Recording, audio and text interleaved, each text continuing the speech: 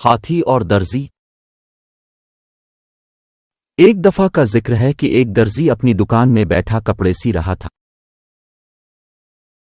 कि अचानक से वहां एक हाथी का बच्चा आ गया और अचानक ऊंचा ऊंचा बोलने लगा। दर्जी ने इसको एक रोटी का टुकड़ा दिया। वो हाथी हमेशा दर्जी की दुकान पर आता था। एक दिन हाथी आया लेकिन दर्जी ने इसको रोटी के बजाय सुई चुभा दी। अगले दिन हाथी फिर आ गया लेकिन उसकी सूंड कीचड़ से भरी हुई थी और उसने अपनी सूंड से कीचड़ दर्जी के कपड़ों पर फेंक दिया।